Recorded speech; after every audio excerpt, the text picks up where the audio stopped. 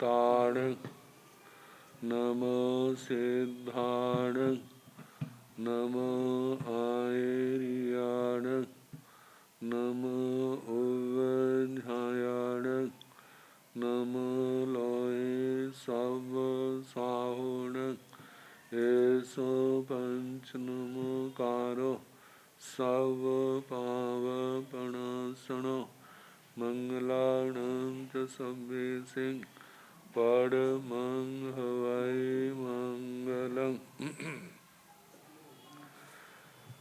जिन शासन जिन वाणी सदा जयवंत हो, श्रवण संग सदा अविचल मंगल हो।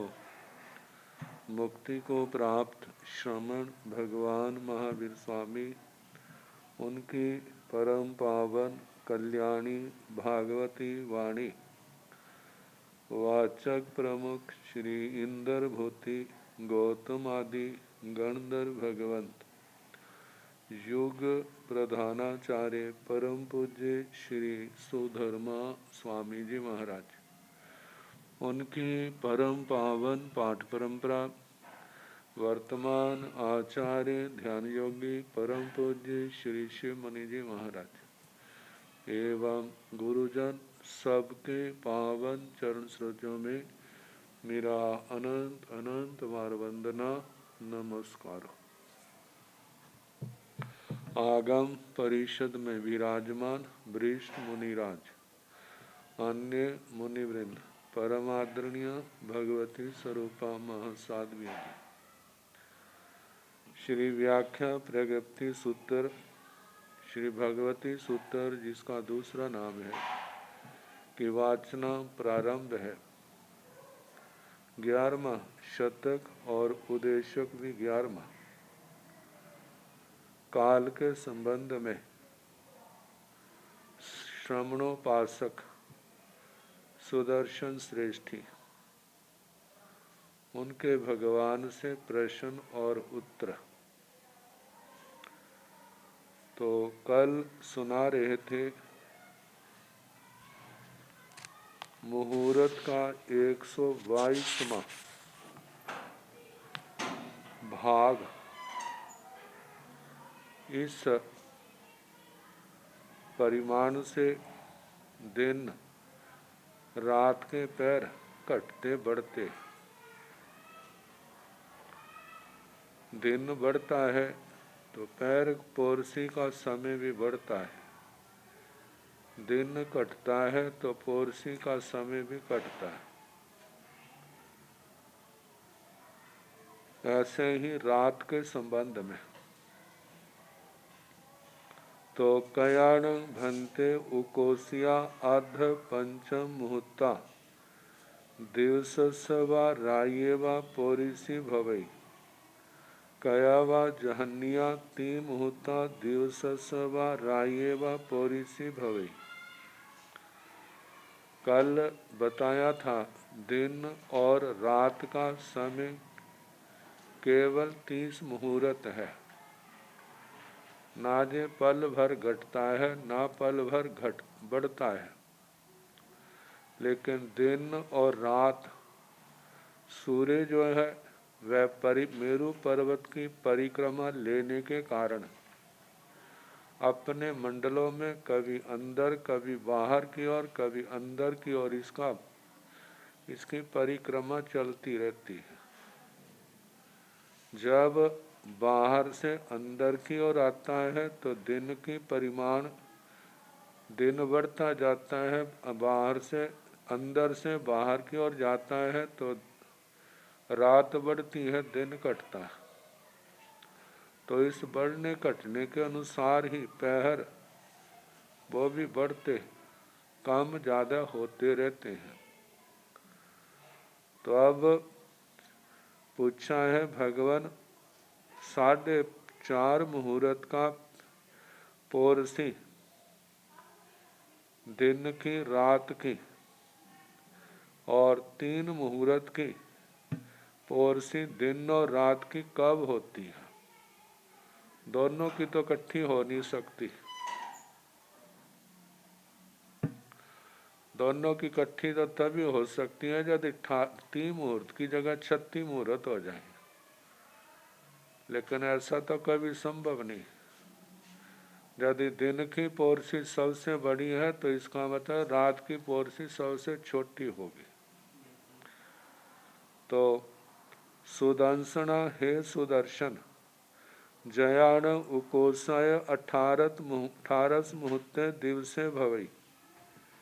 जब उत्कृष्ट 18 मुहूर्त का दिन होता है, जहन्या 42 मुहूर्ता राय भवी और 12 मुहूर्त की रात्रि होती है। तयाण उकोसिया आध पंच मुहूर्ता दिवस पोरिसी भवी। तब दिन की 4.5 मुहूर्त की दिन की पोरसी मतलब पहर होता है, चौथा हिस्सा। जहनिया 3 मुहूर्ता राये पोरिसी हुई। जब 4.5 मुहूर्त का पहर दिन का होता है तो उस समय जरूरी है कि रात 12 मुहूर्त की होगी। तो 12 मुहूर्त की रात है तो 3 मुहूर्त की पोरसी पहर होगा। जयाण उकोसिया 18 मुहूर्ता राय भवी और जब उत्कृष्ट 18 मुहूर्त की रात्रि होती है। जहन्य 42 मुहूर्ते दिवसे भवी और 12 मुहूर्त का दिन होता है जघन्य। तयाण तब उकोसिया आध पंच मुहूर्ता राये पोरिसी हुई। तो उस समय 4.5 मुहूर्त की रात्रि की पोरसी होती है। जहन्या 3 मुहूर्ता दिवस पोरसी भवी और दिन की जघन्य 3 मुहूर्त की पोरसी पहर होता है। अब कयाण भंते उकोसय 18 मुहूर्ते दिवसे भवी। जहन्या 42 मुहूर्ता राय भवी। कयावा उकोसिया 18 मुहूर्ता राय भवी। जहन्य 42 मुहूर्ते दिवसे भवी। सुदर्शन आषाढ़ पूर्णिमाय उकोसय 18 मुहूर्ते दिवसे भवी। जहन्या 42 मुहूर्ता राय भवी।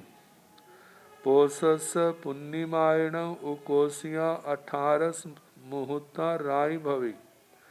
जहन्य 42 मुहूर्ते भवी। अत्थिण भंते दिवसायो रायो समाचेव भवन्ति हंता अत्थि। कयाण भंते दिवसाय रायो समाचे भवन्ति।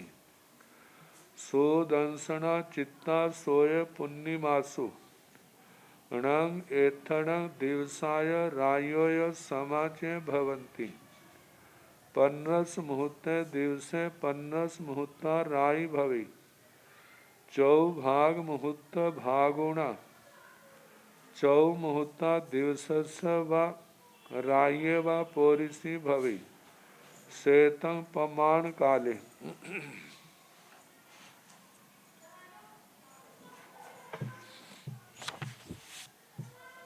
कयाण भंते उकोसय 18 मुहूर्ते दिवसे भवी। हे भगवान, 18 मुहूर्त का दिवस सबसे बड़ा कब होता है और जहन्या 42 मुहूर्ता राय भवी। जघन्य 12 मुहूर्त की रात्रि कब होती है। कयावा उकोसिया 18 मुहूर्ता राय भवी। जहन्य 42 मुहूर्ते दिवसे भवी और कब 18 मुहूर्त की उत्कृष्ट रात्रि होती है। जघन्य 12 मुहूर्त का दिन होता है। सुदर्शन आषाढ़ पूर्णिमाय उकोसाय 18 मुहूर्ते दिवसे भवई।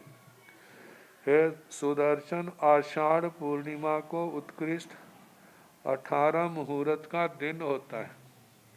जहन्या 42 मुहूर्ता राय भवई और जघन्य 12 मुहूर्त की रात्रि होती है आषाढ़ पूर्णिमा।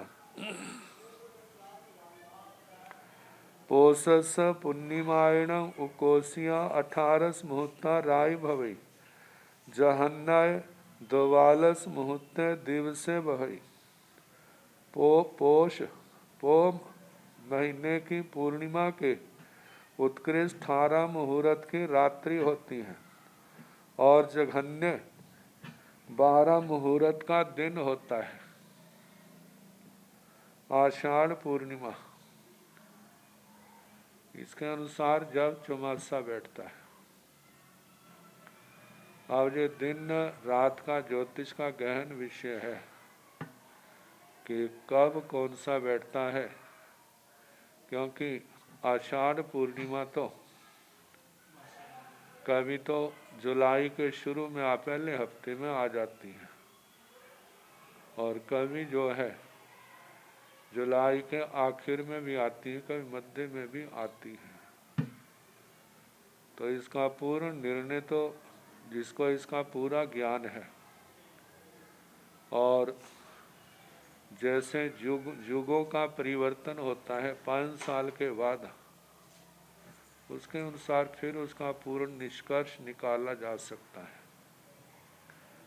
तो जो सामान्य बताया है कि आषाढ़ पूर्णिमा के दिन 18 मुहूर्त का दिन और 12 मुहूर्त की रात होती है।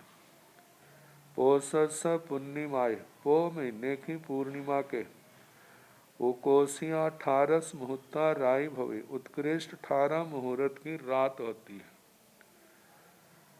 जहन्नाय 42 मुहूर्त दिवसे भवी जघन्य 12 मुहूर्त का दिन होता है। अब ये तो बड़े दिन रात कब होते हैं ये तो हो गया, लेकिन समान कब होते हैं? तो अथीण भंते दिवसाय रायोय समाचेव भवंती। है भगवान, दिन और रात्रियां क्या समान भी होती हैं? हंता अथी हाँ होते हैं। कयाण भंते दिवसाय रायोय समाचे भवंती। भगवान, दिन और रात्रियां सम कब होते हैं? सुदंसना चित्ता सोय पुण्यमा सुणं एथण दिवसाय रायोय समाचे भवंती। 15 मुहूर्त दिवसे 15 मुहूर्ता राय भवे। हे सुदर्शन, चित्ता चैत्र महीने के और आसोज आश्विन महीना, अस्सु महीना जिसको कहते हैं हमारे, इनकी पूर्णिमासु पूर्णिमा के दिन एथण जहाँ पर दिवसाय रायोय समाचे भवंती, दिन और रात्रियां एक समान होती हैं 15-15 मुहूर्त की। 15 मुहूर्त दिवसे 15 मुहूर्ता राय भवी, 15 मुहूर्त का दिन और 15 मुहूर्त की रात होती है।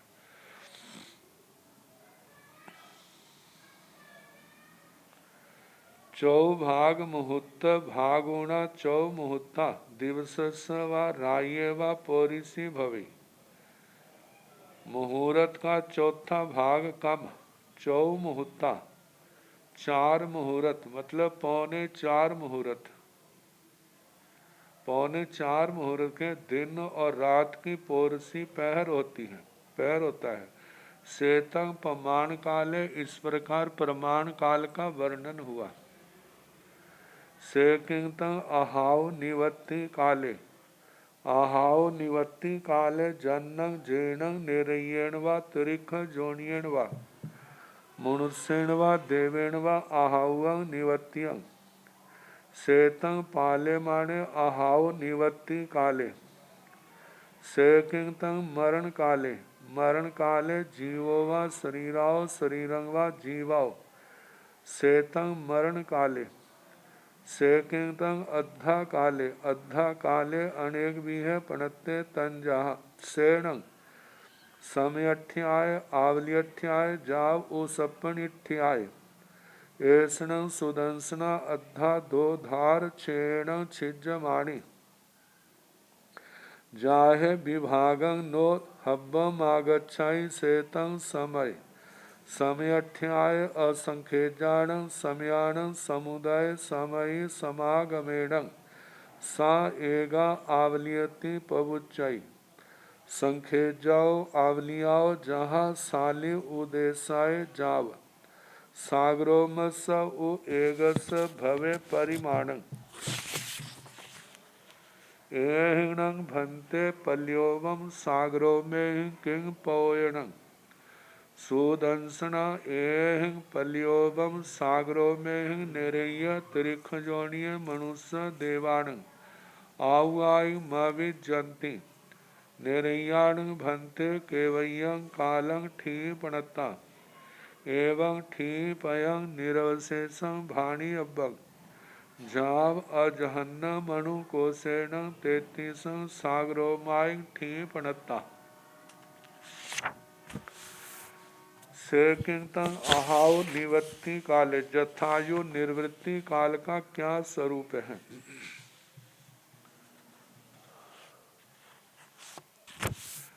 अहाव निवृत्ति काले जन्नं जेणं निरयेण वा त्रिख जोनियेण वा मनुष्येण वा देवेण वा अहाव निवृत्तियों सेतं पाले माने अहाव निवृत्ति काले जथायु निवृत्ति काल जो जिस जैन निरयेण जिस नारकी के द्वारा त्रिख जोनियण व त्रियंश के द्वारा मनुष्यण व मनुष्य के द्वारा देवेण व देव के द्वारा अहाव निवृत्तियों जैसी उस आत्मा ने आयु बांधी हुई है सेतं पाले माने वह उसको पालता हुआ मतलब उसको भोगता हुआ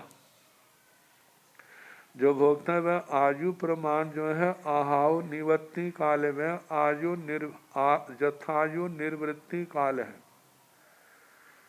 मतलब जो इस समय नरक भाव में है त्रियंश भाव में है मनुष्य भाव में है देव भाव में है अब जिस आयु को भोग रहा है वह आयु उसने पूर्व जन्म में बांधी थी तो उस आयु को भोगता हुए उस काल को उसको जथायु निर्वृत्ति काल कहा जाता है। से किंतन मरण काले मरण काल का क्या स्वरूप है। मरण काले जीवो व शरीराओ शरीरं व जीवाओ सेतं मरण काले मरण काल का क्या स्वरूप है।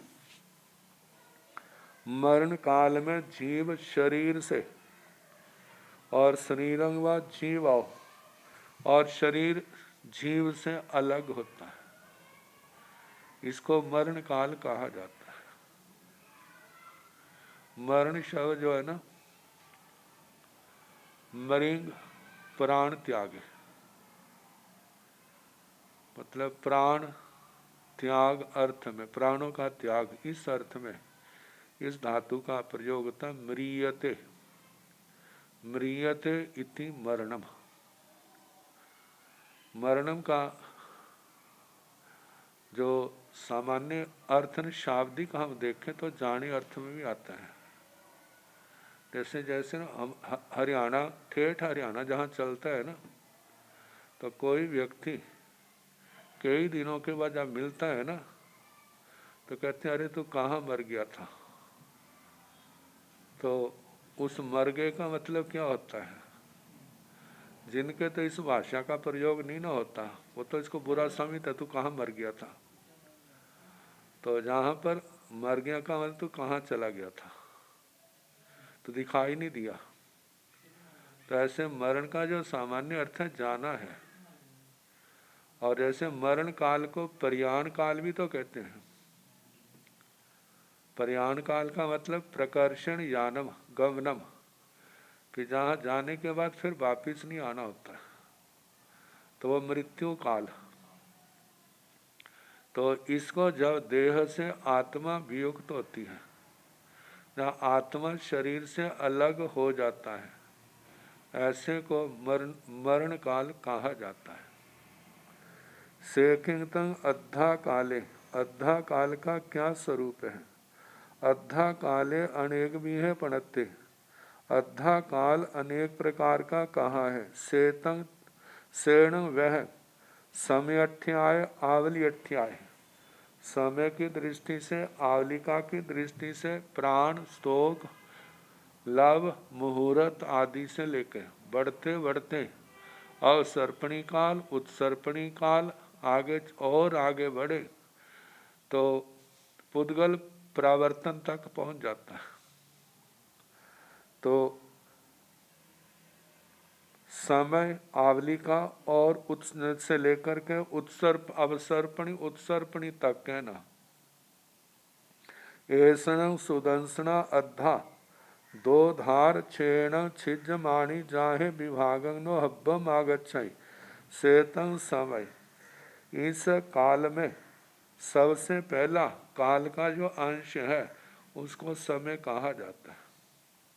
जैसे किसी चीज को दो हिस्सों में बांटा जाता है तो अद्धा अद्धा होता है, तो कहा जाता है जब समय को व्यवहार में जैसे आजकल मिनट घंटे चलते हैं, अब 1 घंटे का आधा क्या है 30 मिनट, 30 मिनट का आधा क्या है 15 मिनट, और उसका आधा क्या है 7.25 मिनट और 7.5 मिनट।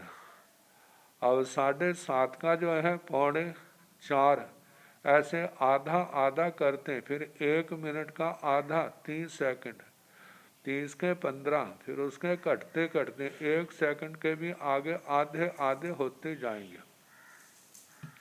कितना करते जाएं, यदि हम आगमिक केवली भगवंतों की भाषा के अनुसार देखें कि समय को आधा आधा करते करते जब आखिर में समय का अंश आएगा जिसके आगे केवली प्रज्ञा के द्वारा भी जिसके हिस्से नहीं हो सकते, वह काल का सूक्ष्मतम, जिससे आगे और बढ़ करके सूक्ष्म नहीं है, उस काल के अंश को समय कहा जाता है।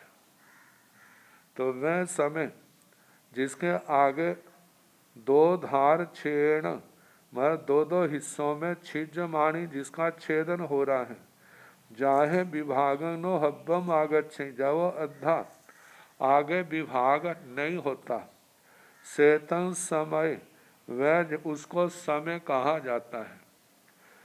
समयठ्याय असंख्यजान समयान समुदय समय समागमेण सा एगा आवलियति बुपबुच्चय। असंख्यात समय का समुदय, समिति, समागम, जब असंख्यात समय इकट्ठे हो जाए तो उन इकट्ठे समयों की संज्ञा जो है उसको आवलिका कहा है।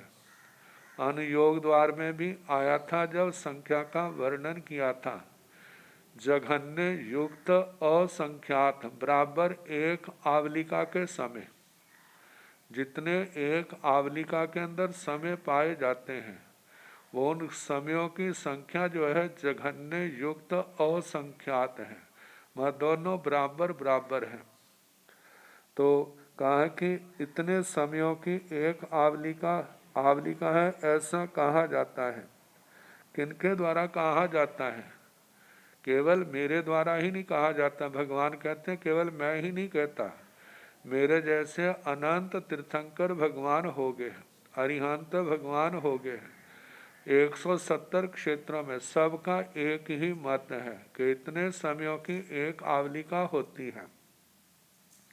संख्यजाओ आवलियाओ जहाँ शाली उद्देश्य, संख्यात आवलिकाओं की जैसे शाली उद्देशक में आता है, मतलब उसके अनुसार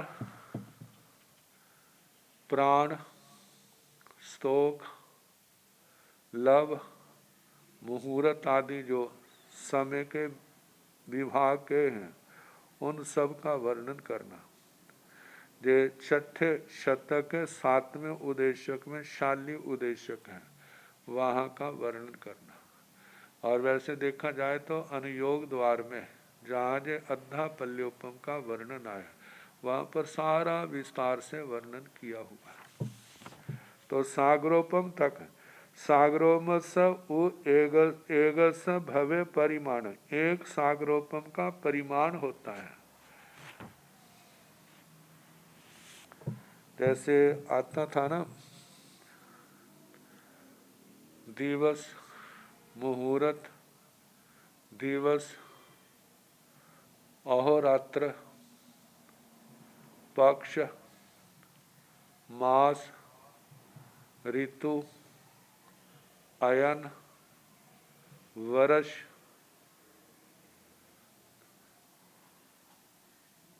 दो पक्षों का एक मास, 2 मास की ऋतु, 3 ऋतुओं का अयन 6 महीने का, 2 अयनों का 1 संवत्सर साल, 5 संवत्सर का 1 युग, फिर आगे 100 वर्ष, 1000 वर्ष, लाख वर्ष, करोड़ वर्ष, फिर आगे पूर्वांग, पूर्व, शीर्ष पर हेलिका तक आ जाता है। शीर्ष पर हेलिका के ऊपर व्यवहारिक असंख्यात चला जाता है। वैसे आयु के संबंध में करोड़ पूर्व से ऊपर की आयु असंख्यात में चली जाती है। फिर उसके आगे पल्योपम का, 4 पल्योपम का कुआं, एक सूक्ष्म का है, एक बादर का है। तो ये सारा समझाया हुआ है। बादर को उन जुगलियों के 1 दिन से लेकर के 7 दिन तक मानव मुंडन कराया जाए, जितने बाल बढ़ते हैं ऐसे टुकड़ों से भरा जाता है। लेकिन सूक्ष्म में जो बाल है, जितना हम अपनी आंखों से बिना किसी साधन के छोटे से छोटा देख सकते हैं अंश, उसके भी असंख्यात टुकड़े करने। उन असंख्यात टुकड़ों से उस कुएं को, जो 4 कोस का लंबा चौड़ा गहरा कुआं है, जो उत्सेद अंगुल प्रमाण के माध्यम से जिसको मापा गया है, तो इतने बड़े कुएं को उन सूक्ष्म टुकड़ों से भरना है। जब ठसा ठस भर जाए, ऊपर से चक्रवर्ती की सेना निकले तो जरा भी दबे नहीं। गंगा सिंधु नदियां ऊपर से बह जाएं तो एक भी अंश जो है उनके साथ पानी के साथ ना जाए, एक भी कण पानी का उसके अंदर ना जाए, इतना भरा हो। फिर उसके बाद ये यथार्थ में नहीं होता, उपमा के द्वारा समझाया है, कल्पना के द्वारा बताया है। यदि उसमें से एक एक टुकड़े को 100-100 वर्ष के बाद निकाला जाए तो जितने समय में वह कुआं खाली होगा, एक भी बाल का टुकड़ा नहीं रहेगा। इतने बड़ी काल की संख्या को एक पल्योपम कहा जाता है। तो 10 कोटि पल्योपमों का एक सागरोपम होता है और 10 कोटि सागरोपमों का एक अवसर्पणी काल होता है और इतने ही परमाणु उत्सर्पणी काल होता है। असंख्यात काल चक्रों का एक पुद्गल परावर्तन होता है। तो सागरोपम तक जहाँ पर बताया, नंग भंते पल्योपम सागरों में किंग पूर्ण, हे भगवान इन पल्योपम सागरोपमों का क्या प्रयोजन है। सुदंसना एह पल्योपम सागरों में ही नेरय त्रिख जोनिय मनुष्य देवाणंग आउगाय मविजंती।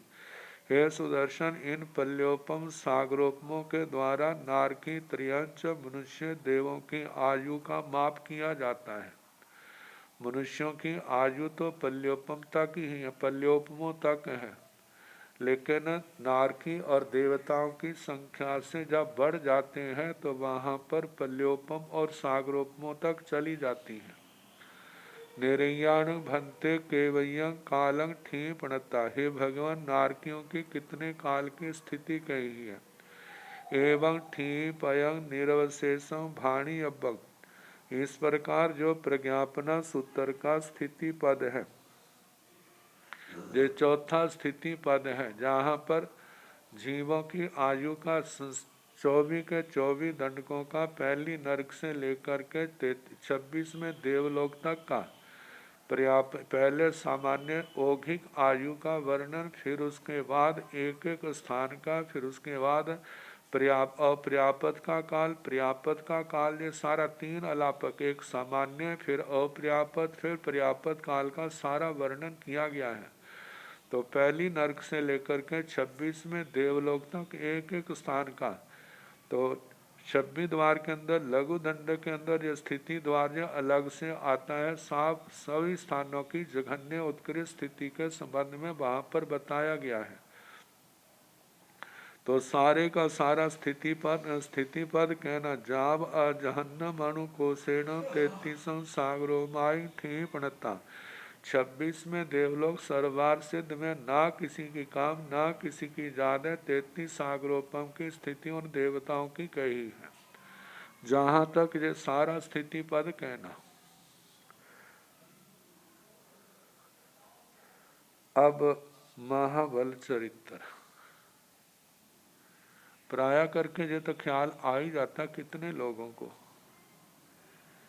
भगवान क्या ये कल्पना तो नहीं है, क्या ये यथार्थ है। इतना समय निकल जाता है, इतना समय निकल जाता है। तो भगवान सर्वज्ञ सर्वदर्शी थे। इस बात को दूसरे लोग भी मानते हैं जो जैन दर्शन का ना, कि भगवान के पास कोई ऐसी विद्या थी उसके द्वारा दूसरे को ना पूर्व जन्म याद दिला देते थे। जब पूर्व जन्म उनको साक्षात आ जाते थे तो भगवान जो कहते थे वो बिल्कुल उसको उसी रूप में स्वीकार कर लेते थे। तो वो विद्या कोई और नहीं, उनको स्मरण कराना। जैसे भूली बात को दोबारा सुनाते हैं तो उसको क्या हो जाती है, कितने लोगों को पुनः स्मृति में आ जाती है। ऐसे ही भगवान ने उस सुदर्शन श्रावक को पूर्व जन्म जैनी का कहा, मैं तेरा पूर्व जन्म सुना रहा हूँ, कह तेरे को कथा सुनाता हूँ। अत्थिण भन्ते ए सिंह पल्योम सागरोमाण खैवा अवचैवा हंता अत्थि से किणठेण भन्ते एवं बुच्चाई अत्थिण एसिण पल्योम सागरोमाण जाव अवचैवा एवं खलु सुदंसण तेन कालेन तेन समेण हत्थीण पूरे नाम नैरे होथा बन्नौ सहसंब बने उज्जाने बन्नौ तथण हत्थीण पूरे नैरे बले नाम राया होथा वन्नौ तस्ण बलस रन्नो पभावई नाम देवी होथा सुकुमाल बन्नौ जा भी हरई तैण सा पभावई देवी अन्य क्याई तंसी तारिसंसी वास घरंसी अभिंतरौ सचित्त कम्य बाहिरौ दूमिय घट मठे विचित उल्लोय चिल्लिय तले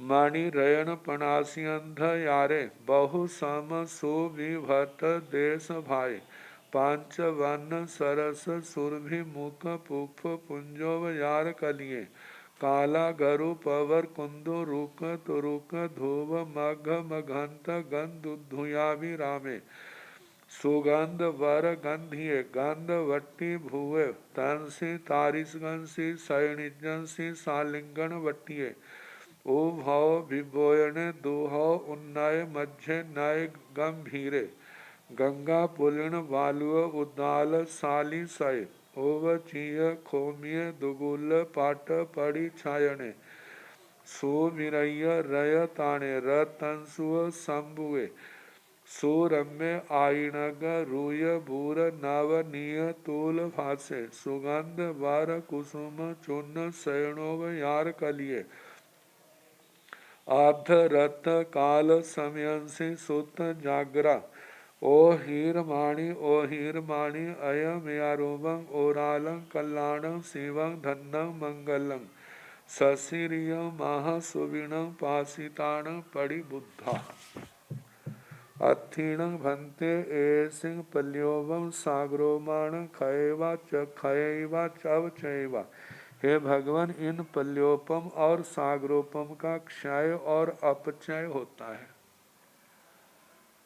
क्षय खत्म होना, अपचय मतलब बिल्कुल समय कटता जाता है।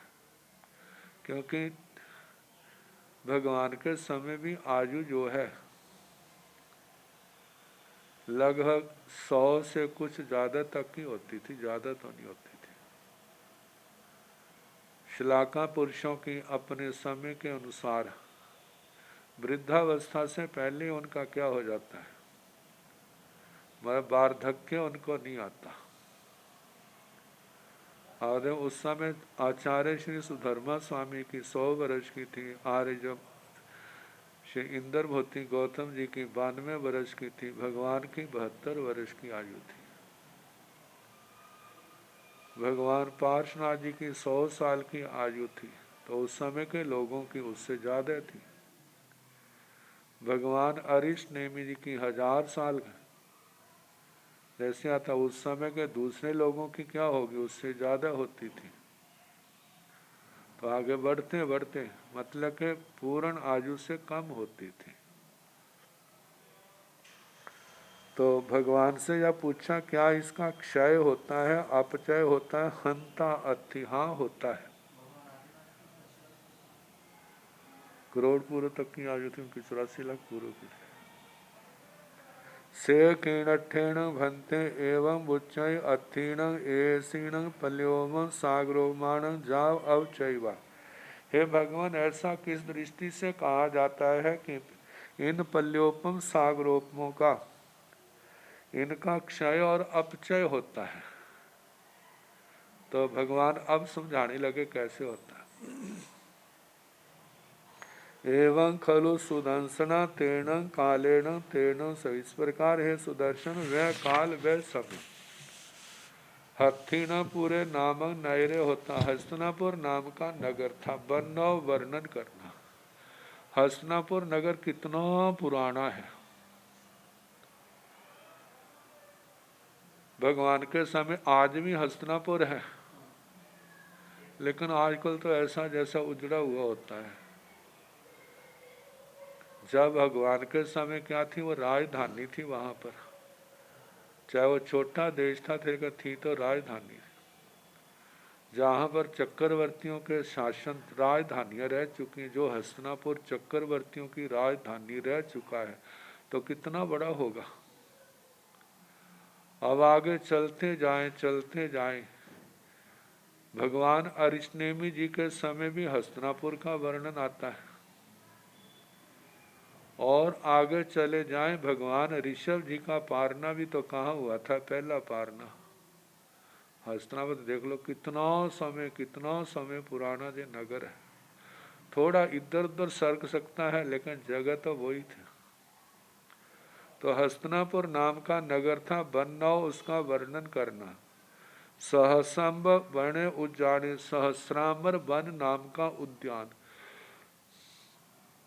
बननाओ उसका वर्णन। तथन हथिना पूरे नयरे बले नामक राया होता बनना। उस हस्तिनापुर नगर में बल नाम का राजा था, उसका वर्णन करना। तसन बलस रन्नो प्रभावई नामक देवी होता। उस बल राजा की प्रभावती नाम की देवी थी। देखो, इस भारतवर्ष के अंदर आज भी नाम रखे जाते हैं, पुराने समय भी नाम रखे जाते हैं, लेकिन उन नामों में कितनी साम्यता मतलब समानता होती थी। लेकिन वर्तमान में जैसे संकर काल होता है ना, अब नाम जो है कैसे एक दूसरे के साथ, एक दूसरे देश विदेश से कैसे संस्कृतियों के आपस में क्या करते हैं, खिचड़ी बनते हैं। तो बल राजा प्रभावती महारानी सुकुमाल वन्नो, सुकुमाल जो रानियों का वर्णन आता है वो सारा वर्णन करना। वन्नो जा भी हराई अपना, पूर्व जन्म के सुकृत पुण्यों का उपभोग करते हुए विचर रही थी। तैण सा प्रभावई देवी अन्या क्या है, फिर वह प्रभावती महारानी किसी समय तंसी तारिशंसी वास करंसी, वो उसका जो वैसा वास घर था, उसका निवास स्थान कैसा था। अभिंतरो सचित कम्मे, घर के अंदर तो बड़ी चित्रकारी की हुई थी, नाना प्रकार के चित्र बनाए थे। कोई बेल बूटे लगा देते हैं, पंछियों के, पशुओं के, जंगली पशुओं के, मनुष्यों के, विद्याधरों के, देव देवियों के, नाना प्रकार के चित्र व चित्रकारी की हुई थी। बाहिरा धूमिया घाट मट्ठे, बाहर की अपेक्षा से, बाहर की ओर से दोमिया घाट मट्ठे,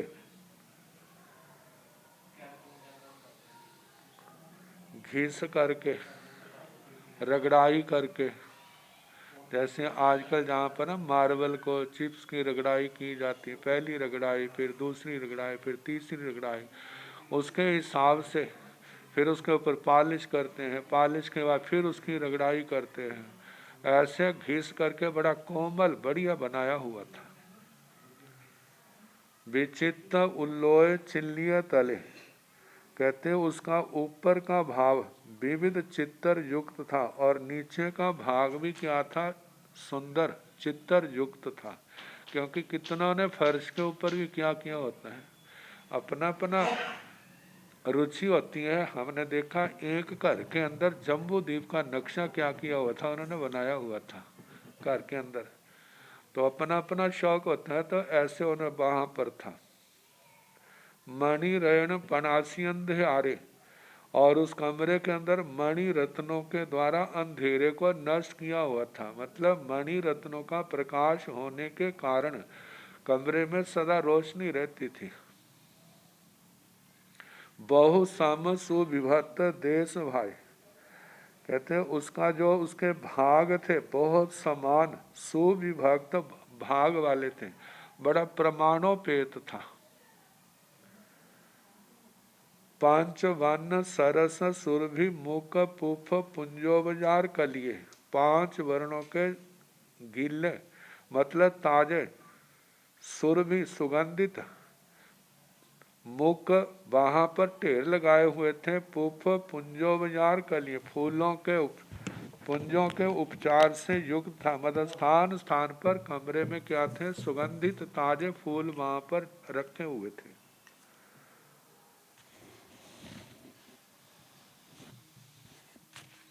काला गरु पवर कुंदो रुक तुरुक धूव मघ मघंत गंधुध्याभिरामे, काला अगर जैसे गूगल है, लोबान है, श्रेष्ठ, कुंदो रुष्क तुरुष्क धूप, जहाँ पर पहले तो फूलों की स्मेल थी, फिर उसके बाद धूप आदि नाना प्रकार के उनको वहाँ पर जलाया हुआ था। जलाने के कारण से वहाँ पर मग मगंध गंधुध्याभि रामे, उस धूप के जलने से जैसे ना धुएं के छल्ले पड़ते हैं, चारों ओर फैलता है, और उसके कारण से बड़ा अभिराम, बड़ा रमणीक, बड़ा सुंदर बना हुआ था।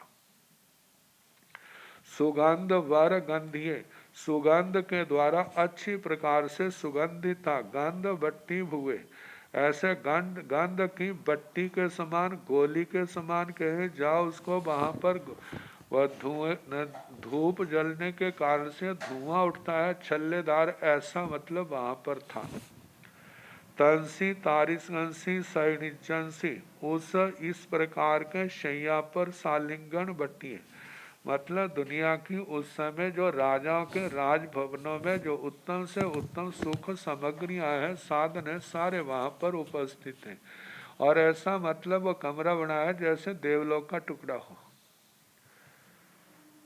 और शैया में सालिंगन बट्टी भुए, जो तकिया वास गृह, वहां पर शैया भी थी और वहां पर तकिया भी था। उभो बिबोयने, दोनों और सिराने, पैरों और सिर की ओर जहाँ पर जैसे सिराने तकिए रखे हुए थे। दूह उन्नय, जिसके कारण से दोनों ओर से तो ऊंचे था। मज्जे नए गंभीरे, मध्य में क्या था, वो झुका हुआ गंभीर गहरा था। गंगा पूर्ण बालुव उद्दाल साली सई, जैसे ना गंगा के किनारे बाढ़ के समय पानी ऊपर तक आ जाता है, रेता भी चारों ओर होता है। हर जगह तो लोगों का आना जाना होता नहीं है, लेकिन जब पानी उतर जाता है, रेता जो गीला होता है वो भी सूख जाता है, पानी उससे निकल जाता है, और रेत की जो परत है वो बड़ी नरम नरम वहाँ पर होती है, जिसमें पैर धंसते हैं। लोगों के आने जाने के कारण से तो रेता दब जाता है ना, लेकिन जहाँ पर लोगों का आना जाना नहीं होता वहाँ पर रेती जो है नरम होती है। तो कहा गंगा के पुलिन किनारे बालुए रेते के उद्दाल साली साई, रेती के पैर रखने से मतलब जैसे धंस जाता है, ऐसे ही वो उनका शयन कक्ष। उबचिय खोमिय दुगुल पट पड़ी छाण, उबचिय उपचित खोमिय, शौमिक, जिसको रेशमी का रूप दिया। दुगुल, दुपट्टे को कहते हैं उस पट कपड़े से पड़ी छायने, उसके ऊपर क्या है, जैसे चद्दर बिछा देते हैं ना, जैसे रंगदार चित्रदार, जो देखने वाले को अच्छी लगती है। सुबिरैया रय ताने, और जिसके ऊपर एक रजस त्राण बस्तर डाल देते थे, ताकि धूली से जो नीचे बढ़िया बढ़िया कपड़े हो, मैले ना हो जाए जल्दी। ऊपर का कपड़ा तो लिया साफ हो जाता है, लेकिन सारे उसका अंदर जो उपयोग के हैं उनके अंदर धूल मिट्टी कटा ना जाए। रक्तांशु शंभुए, रक्तांशुक मलराल लाल रंग के कपड़े से वो समृद्ध ढका हुआ था। सुरम्य, सुरम्य एक तो रम्य होता रमणीक, सुरम्य अत्यंत रमणीक। आइनग रूय भूर नवनीय तूल फासे, कहते हैं उसकी रोई आदि का स्पर्श कहता आजीनक, जैसे मृगशाला का हो। रूय रूई का, भूर नाम की वनस्पति होती है, नवनीय जैसे मक्खन का होता है, ऐसा वो था। सुगंध वर कुसुम चुन्न सैणव यार कलिए, अब इतना फिर कहा है कि सुगंध वर श्रेष्ठ, कुसुम फूलों का, चूर्ण चूर्ण, सैणव यार कलिए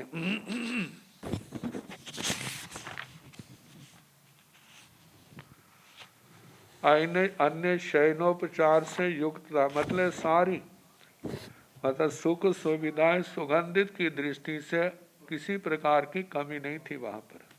अर्ध रात काल समय से, आधी रात के समय सुप्त जागरा, जब महारानी प्रभावती सुप्त जागृत अवस्था में थी, जिसको अर्ध निद्रावस्था कहते हैं, ना सोई थी ना जागती थी, ऐसे समय में ओ हीरमाणी, ओ हीरमाणी, अर्ध निद्रावस्था करवटे लेता है ना, कई बार लेटा होता है, नींद आ जाती है। अयम या रोवम, अयम जह या रोवम, इस प्रकार का उरालंग उदार, कल्याणं कल्याणकारी, शिवं शिवकारी, धन्यं धन्य, मंगलं मंगलिक, सश्रियं सश्री, शोभा संपन्न, महासुवीणं पासितान परिबुद्धा, महास्वपन को देख करके महारानी जागृत हुई। क्या स्वप्न देखा, जैसे कल्प सूत्र में 14 स्वप्नों का वर्णन आता है ना, जहाँ स्वप्नों की वर्णन आता है वहां पर समास प्रधान शैली है, ऐसे मानो मतलब वो ही एक स्वप्न का वर्णन जहां पर कर दिया। हार रय क्षीर सागर शशांक किरण दाग राय राय महाशैल पंडुर तरोरु रमणिज पेक्षणिज, थीर लाठ पौठ बट पीवर सुसलिठ विशिष्ट तिख दाड़ा विडम्बिय मुह परिकम्य चच कमल कोमल माय शोभंत लठ उठंग रतुपल पत मऊ सुकुमाल तालु जीहंग मूसा गय पवर कणग ताविय आवत्तायंत वट तड़ि विमल सरिस नयनंग विशाल पीवरोरुंग पड़ि पुन्न विपुल खंदंग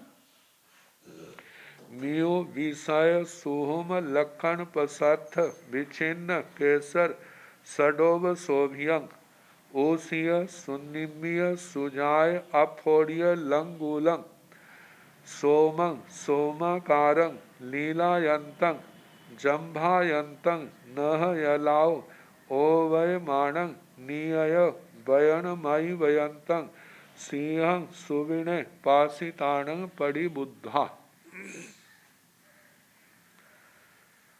जन सिंह सुविण पासितान परिबुद्धा, इतना अर्थ है। सिंह को स्वप्न में देख करके जाग गई, लेकिन वो सिंह कैसा था, ये वर्णन ऊपर समास प्रधान शैली के अंदर दिया गया। मतलब शेर का सर्वांगीण वचन, मतलब के उसका वर्णन। अब बताया उसका रंग कैसा था शेर का। वह शेरों का केसरिया रंग भी होता है और भी सफ़ेद रंग के भी अलग अलग रंग के होते हैं, क्योंकि धारियाँ होती हैं। तो जहाँ बताया है पहले सफ़ेद रंग था उसका। हार, हार होते जैसे मोतियों का हार। दूसरा रय, रय चांदी, रजत, धोई हुई चांदी कह चमचमाती है। तीसरा है खीर सागर,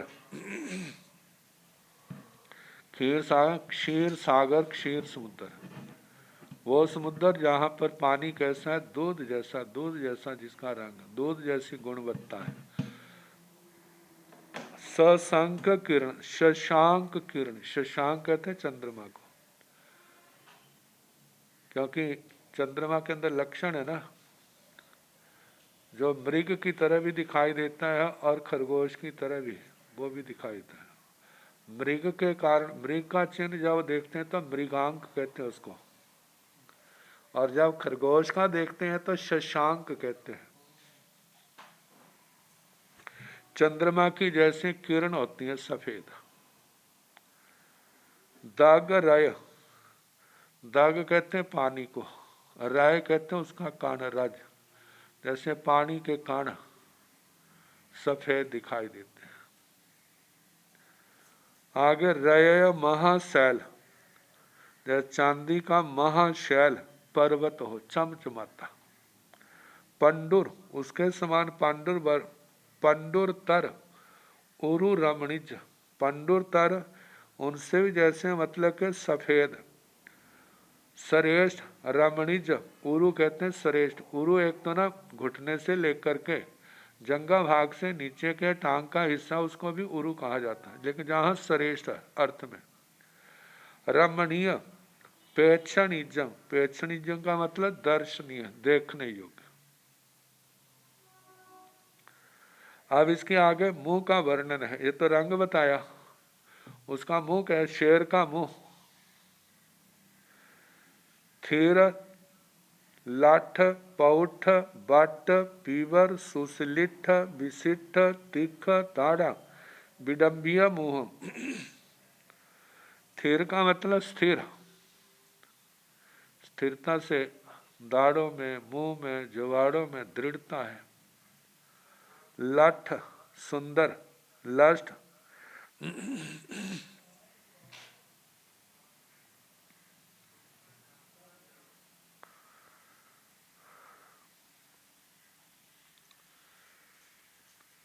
फिर लाठ पौठ, जिसके प्रकोष्ठ, जैसे ना मुंह है, जैसे कमरा होता है तो मुंह भी क्या है, बीच में कितना खाली होता है। मुंह कैसा था, स्थिर, लाष्ट, सुंदर, ऐसा उसका मुंह का प्रकोष्ठ भाग, साइडें कह सकते हैं। वट, वृत्त, गोलाकार, पीवर, पीवर कहते हैं पुष्ट को, मांसल। सुशिलिठ, सुसलिष्ठ, अपने आप में जो अंगों के संबंध हैं बड़ी दृढ़ता को लिए हुए थे, जैसे ना कि दो चीजों को गांठ दे करके पक्की रस्सी से, मजबूत रस्सी से बांधा हुआ है, ऐसे उसका मुंह। विशिष्ट, विशिष्ट, तीखा दाढ़ा, तिखी दाढ़ों से विडम्बिया मुंह, उनका मुख तिखी दाढ़ों से युक्त था। कहते हैं ऐसे तिखी दाढ़ों से युक्त मुंह को फाड़े हुए था, खोले हुए। परिकम्य, जाचक, कमल, कोमल, माह्य, शोभंत, लठ, उठ, उसका ओष्ठ भाग, होठ। परिकम्य, परिकर्मित, जिसको संस्कारित कहते हैं। जैसे मनुष्य अपने सिर के बालों को बड़े कंघी पट्टी करके करता है ना, लेकिन वहां तो कंघी पट्टी का कोई नहीं, कुदरती उसका शुभ नामकरण ऐसा है, संस्कारित। जाच, उत्तम जाति का श्रेष्ठ, जैसे कमल, उसके समान कोमल, माह्य, परमाणोपेत, शोभंत शोभायमान, लठ सुंदर उठम, सुंदर होठ थे उसके। रथ तुप्पल पत्थ मऊआ सुकुमाल तालु जीहम, उस शेर का सिंह का तालु और जीवा कैसे? रत्तुपल रक्तोत्पल लाल कमल जैसा होता है, उत्तम रत्तुपल पत्त लाल कमल के पत्ते के समान, महुआ मृदु सुकुमाल जिसके तालु और जीवा थे। मूसा गाय पवर कणग ताबिय आवत्ता यंत वट तड़ी विमल सरिस नयन, उसकी आंखें कैसी थी? मूसा गाय, मूसा गाय कहते हैं, मूसा उसको कहते हैं। एक तो ना आता ना लिखे मूसा पढ़े खुदाए, लिखने वाले जो ज्यादा पढ़े लिखे हैं ना, उनकी पढ़ाई को हर कोई समझ नहीं सकता, इतना शॉर्ट इतना तेजी से और ऐसे लिखा होता है। जो पढ़ा लिखा है अनुमान से पढ़ लेता, हाँ ये शब्द है। तो जहाँ पर, लेकिन जहाँ पर मूसा शब्द है, जिस गोठारी जिसके अंदर सोना, सोनार लोग सोना पिघलाया करते हैं, मूसागत उस पात्र में जिसमें सोना पिघलाया जाता है, उसके अंदर पवर श्रेष्ठ, कणग कनक स्वर्ण, ताबिय तपाया हुआ है, आवत्ता यंत्र आवर्त लिए हुए गोलाकार, आयत जिसमें लंबापन है, बाट वृत्त तड़ी बिजली के समान, विमल निर्मल सरिस नयनंग, ऐसे उस शेर की आंखें थी। विशाल पीवर और उसका उरु भाग मतलब जंघा भाग, घुटनों से ऊपर का हिस्सा कमर तक का कैसा? विशाल पीवर पुष्ट उरु भाग था। परिपूर्ण विपुल खंडंग स्कंद भाव कैसा? अपने आप में प्रतिपूर्ण और विशाल स्कंद था। मियो विषय सुहुम लखन प्रसाद विचिन्न बेचिन्न केसर सडोव शोभिया, और गर्दन के ऊपर जो उसके सटा भाग केसर होते हैं, जो बाल खड़े होते हैं उसके गोलाकार। मियु मृदु विषय निर्मल सुहम सूक्ष्म पतले लक्षण अच्छे लक्षणों से, पश्चात प्रशस्त विच्छिन्न विस्तीर्ण विस्तार को लिए हुए, केसर सडोब शोभ्य केसर की सटाओं से वो शोभायमान था। उसिय सुनिम्य सुजाय अफोड़िय लंगूलंग, उसिय उत्सृत ऊंची सुनिम्य अच्छी प्रकार से जिसका निर्माण हुआ, सुजाय सुंदर, अफोड़िय लंगूलंग मतलब जमीन पूंछ को जमीन पर फटकारता हुआ, जमीन के ऊपर मारता हुआ फिर इकट्ठी कर लेता, फिर ऐसे करता हुआ। सोम सौम्य था, सोमाकार सौम्य जिसका आकार है, शांत लीलायंत जैसे लीला करता हुआ, जम्भायंतंग जैसे बच्चे दौड़ते हैं ना, बच्चे उछलते हुए दौड़ते हैं या ऐसे करते हैं, जम्भायंतंग जैसे बीच में जम्भाइयां भी लेता हुआ, नह यलाओ ओवय मानंग आकाश तल से उतरता हुआ, निय बयनम आई बयंतंग रानी को ऐसे लगा आया एकदम उसके मुंह में क्या कर गया, प्रवेश कर गया। आई बयंतम अति ब्रजंतम, सिंह शेर को सुविने पासीता स्वप्न में देख करके नंग पड़ी बुद्धा, वो प्रभावती महारानी जाग गई।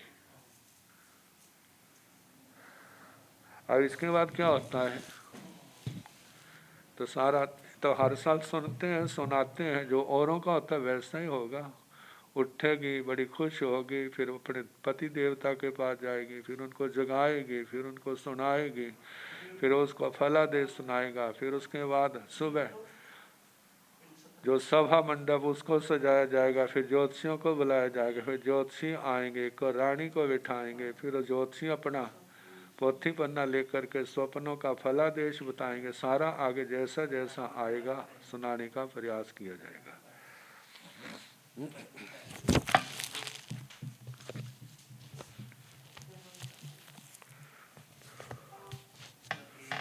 नमो अरिहंताण